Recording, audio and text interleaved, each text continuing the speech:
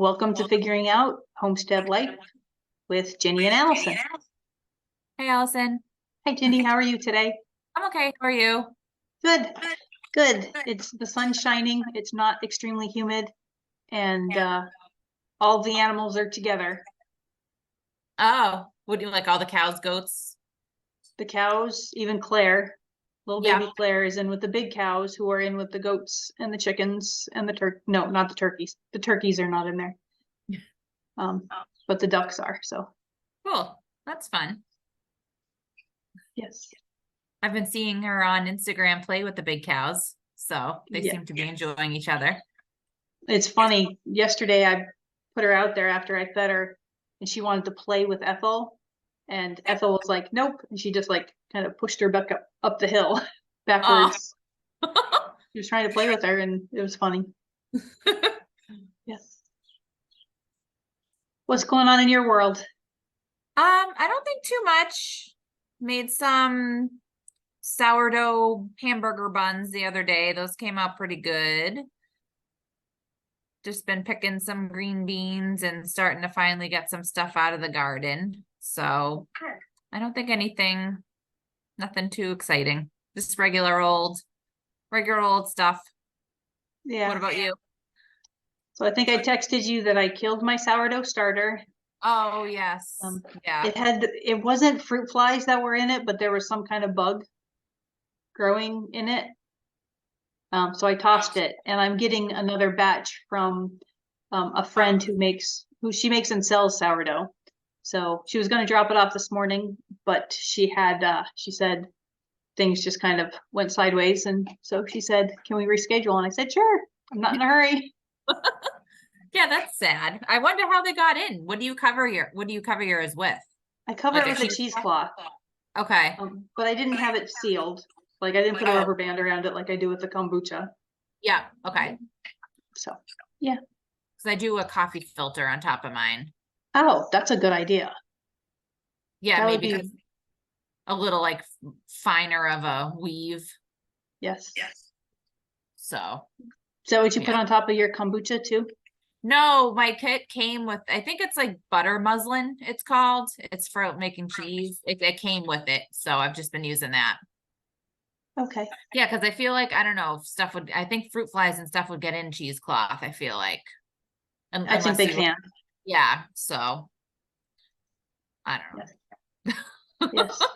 Yes. So I have ordered soaping supplies. I had to restock my sodium hydroxide and then all of my base oils and then some of the essential oils because I need to make soap for the holiday season, Yes. which will soon be upon us. Right. No, I don't even want to think about that.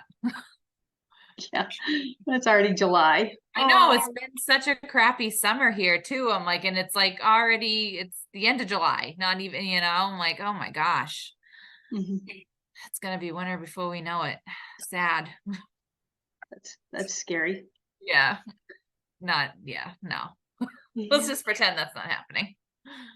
Yep. Yeah, we've been doing a lot of mowing. A lot of filling of gas cans. Good times. Yeah. So let's talk we're talking about recipes and cookbooks today. Yep. Where do we want to start? I don't know. Do you want to start talking about the individual cookbooks, or how do you want to get into it? I will talk about, I'll go through my top 5 favorites. My top 5 favorite cookbooks. Okay. One of them I'm not going to go into a lot of detail because I think we'll end up doing a video on sourdough, or a podcast on sourdough. Yep. So one of my go-to cookbooks for sourdough is the Artisan Sourdough Made Simple: The Beginner's Guide to Handcrafted Bread and Minimal Kneading, or with Minimal Kneading, by Emily Raffa. It's one of my favorite go-to books for sourdough. I have not used this cookbook a lot, but I love it. So it's the Prairie Homestead cookbook. I like Jill Winger. That's all I can say. Yeah. I did just order her new book that's coming out in September. Oh, okay. Yeah. I was like, oh, I just want that book. Yeah. And Seems then I was going through my planner today, and I was like, I wish she would sell the her Prairie Homestead planner early, because I can start planning for 2024 now. my gosh, no, not yet. Not yet. We gotta get through summer first. Yeah. Better Homes and Gardens. Their new cookbook. It's always been called New Cookbook. So this is Randy's original soft cover edition. I'm looking for the publication date on this. 84. Oh, cool. So this is his that's falling apart. And then we actually have 3 versions of the Better Homes and Gardens new cookbook. The traditional red and white plaid cookbook. Yep. I think is in every home. Yes, Or for pretty sure. close to every home. Yeah, I think so. It's a great cookbook with great information in it. And then I have another Better Homes and Gardens all-time favorite recipes that my grandmother gave me. And it's kind of a tradition in my family, cookbooks for holiday presents. She gave me this in 1980. Oh, So were that's you even awesome. born yet? No. So yeah, the date she signed it October 2nd of 1980. And there's a lot of great recipes in this cookbook. Mostly have used for like making divinity and date nut pinwheels. That's even my mom put the date nut pinwheels. It's on page 427. And then my absolute favorite cookbook is the Pam Anderson The Perfect Recipe cookbook. My mom gave this to me in 2003, so 20 years ago. She gave it to me. It's funny because she gave it to me in 2003, and I think she gave it to me again in 2004, so I ended up with 2 copies. I ended up giving one to one of my sisters. But this cookbook, she like breaks down recipes and she tests different ways of making it. And this is the cookbook that I use for making lemon meringue pie. Okay. And then it also has a really good pie crust recipe in it. Like this. I also family tradition is, I don't know what, I should have started dating these things. This is my mom's holiday list for holiday baking. What she cooks for the holidays? Well, for treats, like gift types of treats. Fudge, panucci, date nut pinwheels, pecan tassies, divinity, toffee, pfeffernusse, Mexican wedding cakes, peanut brittle, and I can't read that last word. Anyway, we always tuck things into our cookbooks kind of as a surprise, like photos or notes or other recipes. Yeah. But yeah, this cookbook is getting it right every time, making our favorite dishes the absolute best they can be. Highly recommend this. And not to be confused with the Baywatch Pamela Anderson. Yes, this is Pam Anderson, not Pamela Anderson. And I don't believe she has any adult videos out. Although I don't know. So I do an honorable mention. I have an honorable mention one, and this one is rather a funny one. It is called White Trash Cooking by Ernest Matthew Mickler. Also a cookbook that my grandmother gave me. That's funny.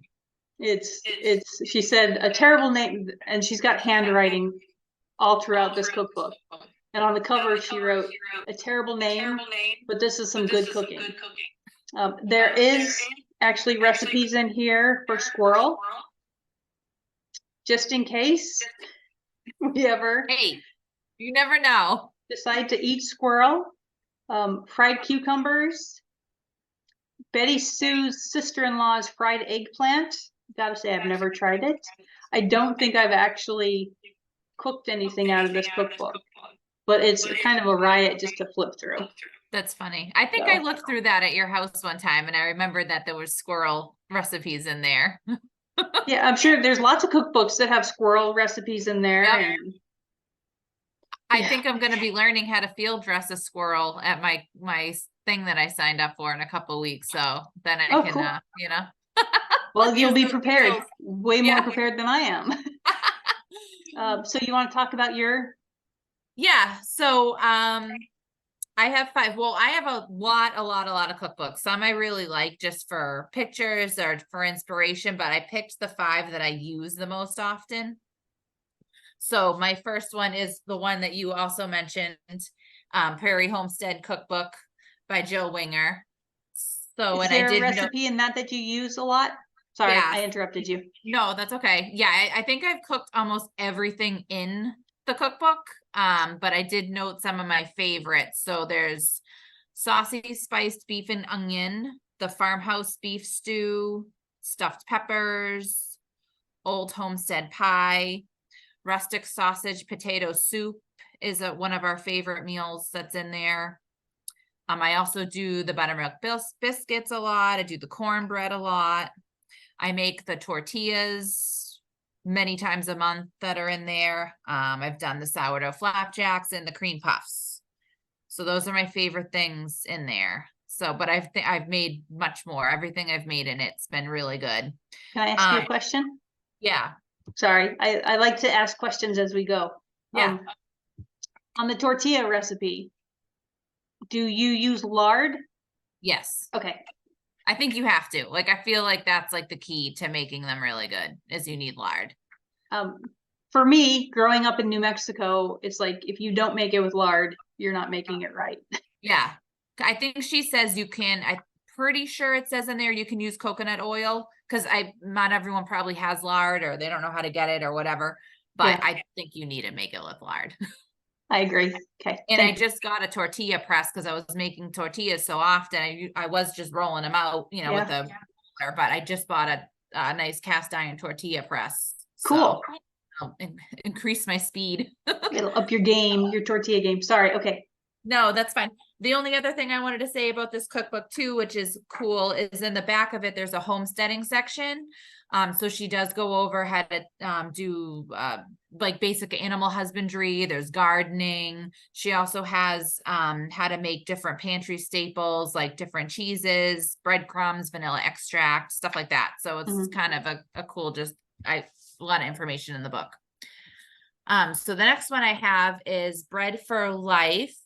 Oh, cool. By Abigail Dodds, savoring the all-satisfying goodness of Jesus through the art of bread baking. So I make Luke's sandwich bread out of here every week, the sourdough cottage bread. It's a really good recipe. There's not a ton of actual recipes in the book because it's kind of like a combo. It's supposed to teach you about Jesus, but also has recipes for bread because we're kind of doing a little play on, you know, bread is the bread of life. Yes. Right. So I feel like if you're a believer and you also like making bread, this is a really good book to have. It'd be like a really nice gift, I think, for somebody for the holidays or whatever. But the recipes are very good. That's in there. Is that the one you got, Ashley? No, that was just, I think I got her a homemaking book. Okay. So then I also have Polish classic recipes by Laura and Peter Zaransky, which is, I don't know if that's how you correctly, that's probably not a very good Polish rendition of the name, but I did grow up with Polish grandparents, so I really like Polish food. I make the glumkis out of here a lot, which is like a cabbage roll, a beef stuffed cabbage roll, basically. There's also all sorts of different types of pierogi in here and some nice desserts. I've made the plum cake that's in there a lot. That's really good. And then I have Bread Baking for Beginners by Bonnie O'Hara. This is how I learned how to make bread using this book. So very simple, really dumbed down. I do use this to make the sourdough like boule, the artisan, whatever it's called in here. So that's what I use when I'm going to make that type of bread, is I use that book. And then I also have the classic Better Homes and Garden cookbook, like you showed. I think that was the first cookbook I got when I moved out of the house. I when think I was that 8. that is like a standard, Yeah. you're on your own, here's a cookbook. Yeah. I'm pretty And sure. it does have a lot of really good basic information in it, Right. and a lot of other information, not just basic. Yeah. Because I moved out, I didn't know how to do anything. I'm like, wait, how long do I boil an egg? Wait, how, like, I didn't know how to do anything. And it has all that in there. So, The yeah. great thing about boiling an egg, there's more than one way to boil an egg. I know. I guess. And now I have a very specific way. And some people I don't think do that, but I'm like, nope, you do it. Whatever. Yeah. Yeah, no, I gotcha. It's so I have, since we're going to talk about eggs, right? Well, since we're talking about eggs right now, with farm fresh eggs, what I have researched is that you boil the water first and then put the eggs in. Okay. However, when I do that, we refrigerate our eggs. You don't, right? Right. Um, so sometimes the shell cracks because of the cold heat. Yeah. It's called something, heat transfer. So if I'm starting to try to keep some eggs out so they're room temperature, so that if I'm making like a Dutch baby or something, I have room temperature eggs and I don't have to wait for them to warm up. So Yeah, I've also heard to steam them too, the farm fresh eggs, but I don't have a steaming basket or anything. So I don't know. I just struggle and get mad when I'm trying to peel the eggs. or have your mother-in-law come over and peel them. Yeah. I have my mother-in-law come over when she's coming over for holidays. I'm sure I don't know if she's going to listen to this or not, but I guess we'll find out. So my mother-in-law, your grandmother-in-law, when she comes over, she wants something to do. It's like, okay, you can peel the eggs. It's like the worst job. Yes. That's funny.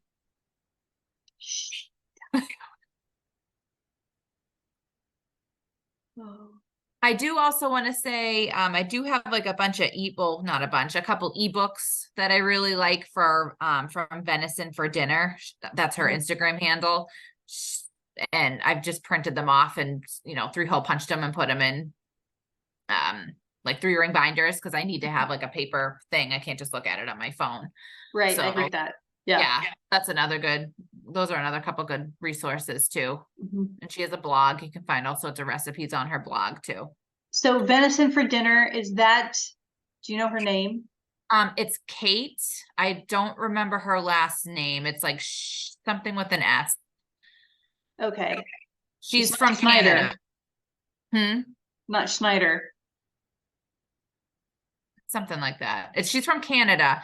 She has a bunch of milk. I think she has like 4 dairy cows. They raise, pigs, all that. She has a really large family. I think she has like, I want to say 6 or 7 kids. So well, she has a dairy cow that should fit. Yeah, she has several.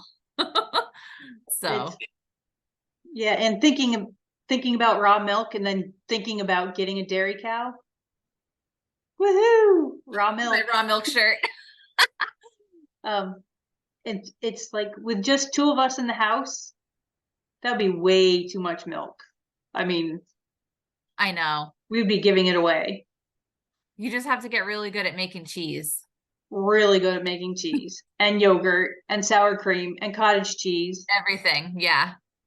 All the things. You can use it to, like, if you're raising pigs, you can supplement the pig feed and stuff like that with it. Because I do know, well, I don't know personally, but on Instagram, there are people that don't have kids, it's just them and their husband, and she has a dairy cow, but she also has like a big pig infrastructure. So I think he uses a lot of the milk to supplement the pigs. I know that when we had when we did have pigs, we would surplus their feed with goat milk. Yeah. When I had extra goat milk, we would give that to the pigs, and they loved it. Chickens seem to like it too. Yeah, my chickens have liked it when I've given it to them. Yeah. So if it's a little too old, and I'm like, let's just give it to the chickens. Yes. Something about recipes. It's really easy just to look stuff up on the internet these days. So yeah, I'm trying not to. I have all these books. Right. Let's use what we have instead of going to the internet. Well, speaking of that, so how many cookbooks do you have? Oh, well, I know you have a ton. Over 100. Oh my gosh. That's including the little, so did Pampered Chef for a while, and then, went to Pampered Chef parties and always got the little pamphlet. So that's counting all of those individual pamphlets too. Okay. I love, I'm a bibliophile, especially when it comes to cookbooks. I love cookbooks.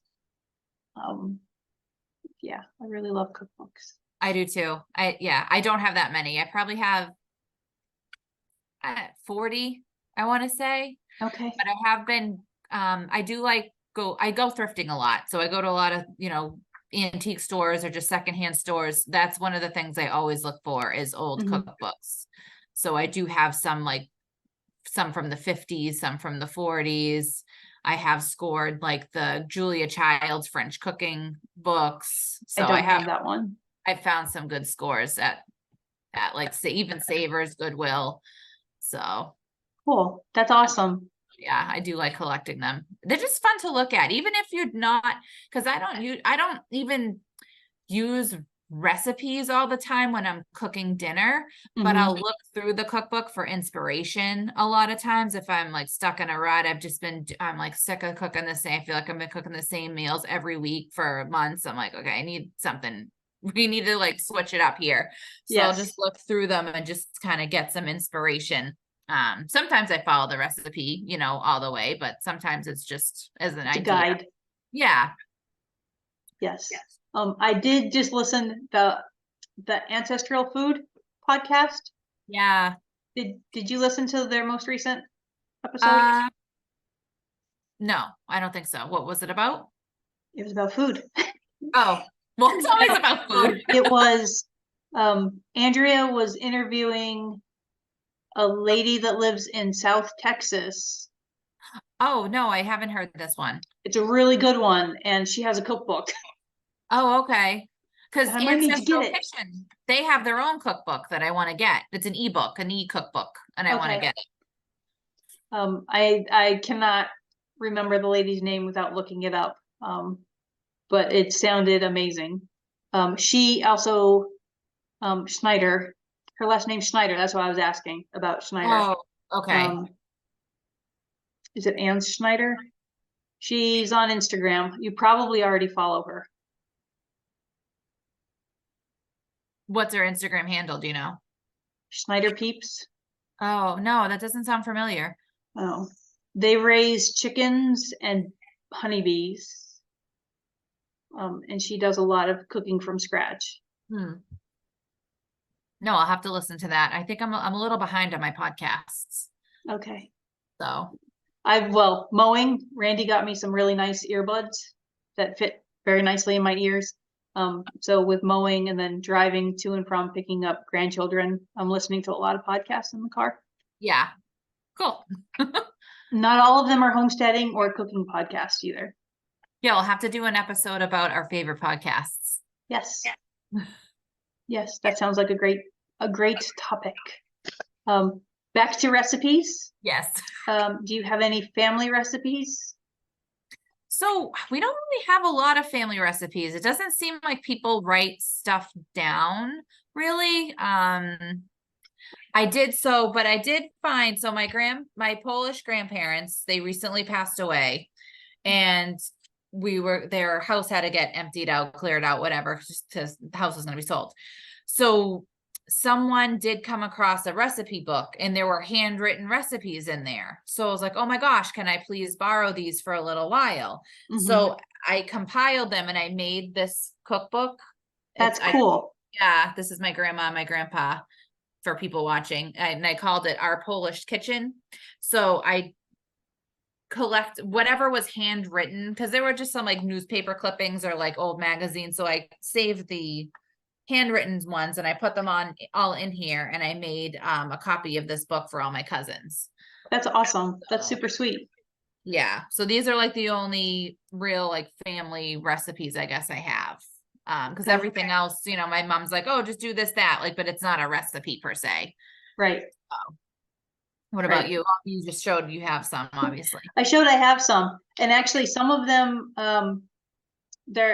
one of them is microwave toffee from my Aunt Nancy.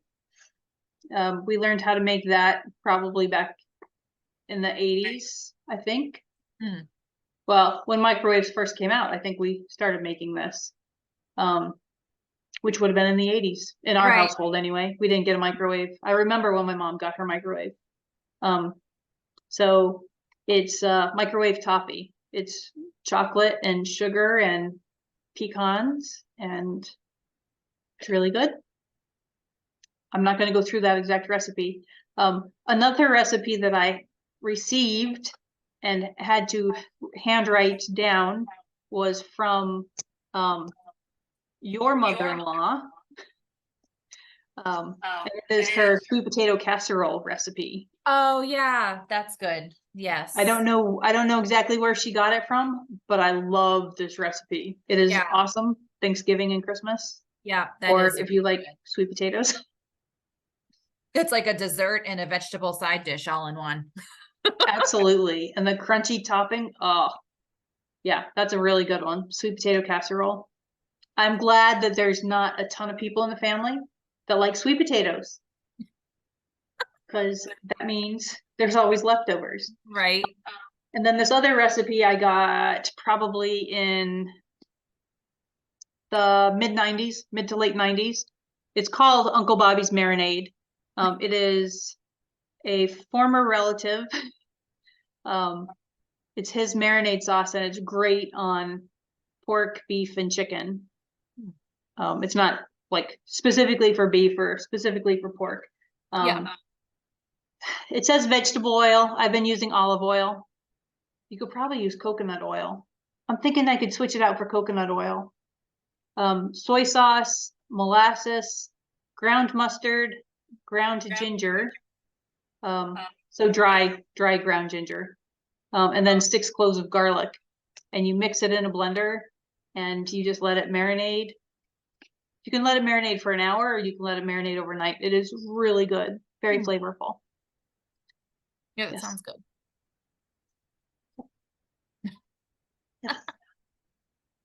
So what's your favorite thing to cook? Do you have like a go-to favorite recipe or? So go-to favorite recipe.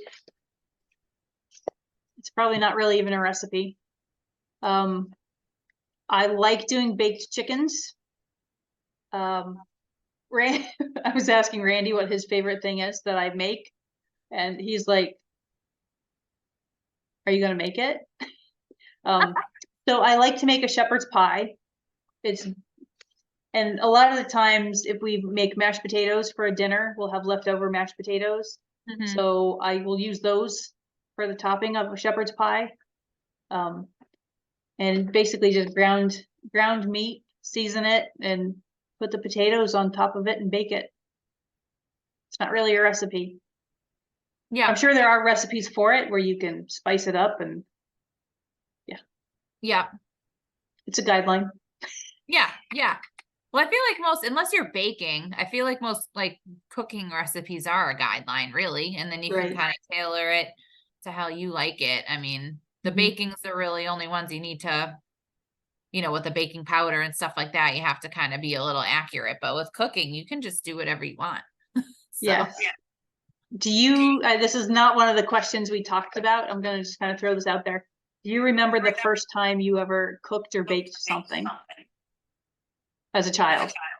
Or did you ever cook or bake as a child? I don't think I did a lot of cooking or baking as a child. I don't really remember. My mom used to just let me, like, I used to make fake cakes, I would call it, and I would just like put a bunch of crap in a bowl and like mix it all up and waste all my mom's stuff. But I didn't do a lot. Yeah. I don't know why she ever even let me do that. Or I would make mud pies. That was I Okay. didn't really, yeah, I didn't really do a lot of cooking as a child because I don't know why. I always watched her, but I never really participated. So Okay. that's why when I moved out, I didn't know how to do anything. So Okay. As kids, we spent a lot of time in the kitchen with our mom, baking, mostly baking, like cooking of meals. That was pretty much her thing up until a certain point, until we became teenagers. The first time I ever baked a cake, I think it called for like a teaspoon, and I'm gonna mess this up. I'm not sure which one it is that makes things explode in the oven, either baking powder or baking soda. It called for a teaspoon, and I added a full cup. oh gosh. And I was baking the cake for my aunt and uncle that were coming to visit. We still That's ate it, but it was that's very gross. funny. That reminds me of that scene in Sleeping Beauty when the fairy godparents or whoever they were, the three fairies, they're trying to cook Sleeping Beauty the cake, and she's like, "What's a tisp?" Oh, it's a tisp. Yes. A tisp is not a table or a cup for that matter. Yeah. Oh, that's funny. What's a tisp? That's cool. Um, and oh, so what about your favorite thing to bake for the holidays? I guess it depends on the holiday. For Thanksgiving, pretty standard. I got to do a pumpkin pie because that's Luke's favorite pie. So I do a pumpkin pie. Usually do an apple pie of some kind. I think that's pretty much it. And then Christmas is like kind of like a free for all, whatever I'm kind of feeling at that moment. I don't really have anything I make every year for Yeah. Christmas. So just whatever I'm feeling. I know I made was last year or the year before I made this cake. It was a vanilla cake and it had like a cranberry jam filling with orange zest and like a brown sugar frosting. It was really good. So that was Yeah. kind of a different thing. And then I got wicked fancy. I melted chocolate and I somehow was able, I don't even know how I did it, made it into a nativity. It was Fancy. yeah, I was like, look at me go. Proudly Watch showed out, Pinterest. Here comes Ginny. yeah. I was like, everyone look at my cake. I do think I remember seeing photos of that. You posted it on Instagram. Yeah, I put photos. Oh, I guess yeah. I didn't realize it was chocolate. Yeah, I found a stencil online. That's what I did. I printed out a stencil, put it like parchment paper over it so I could see it, and then I piped it. So it was tracing, but it still came out pretty good. I was like, oh. It did. Yeah. That's awesome. What about you? So for holidays, the given thing that I will make is the lemon meringue pie. One for Randy and then for Grandpa Z. Mm-hmm. They both like lemon meringue pie. And then an apple pie. Green bean casserole, whether I make it or if somebody else brings it, is always on the menu with the French fried onions that are probably not very good for us. Yeah, French's onions, the fried onions that come in the Yeah, package. they're good though. They are good. They are good. And then for Thanksgiving and Christmas, Melinda's sweet potato casserole has to be on the menu. Mhm. Ever since she made it, the first time not the first time she came here, but one time when she came here, she made it for one of the holiday dinners. And I was like, oh, this is so good.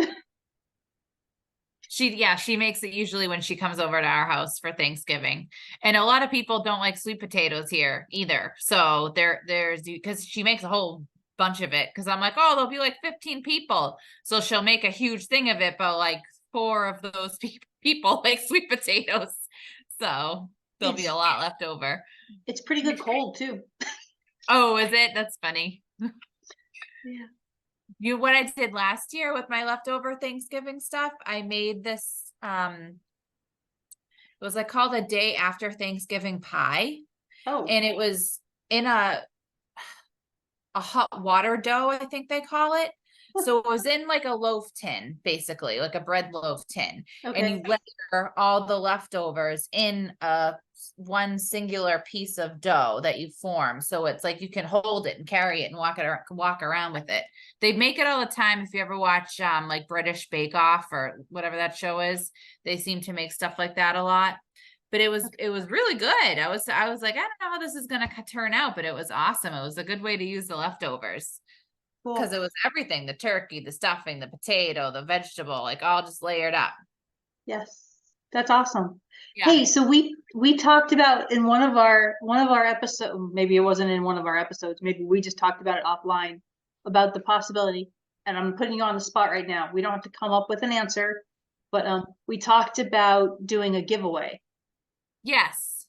So Yeah. I think in our next podcast, before then, we'll come up with an actual plan for the giveaway, and then we'll announce it, not the winner. We'll announce what the giveaway is going to be, and then we'll work on that.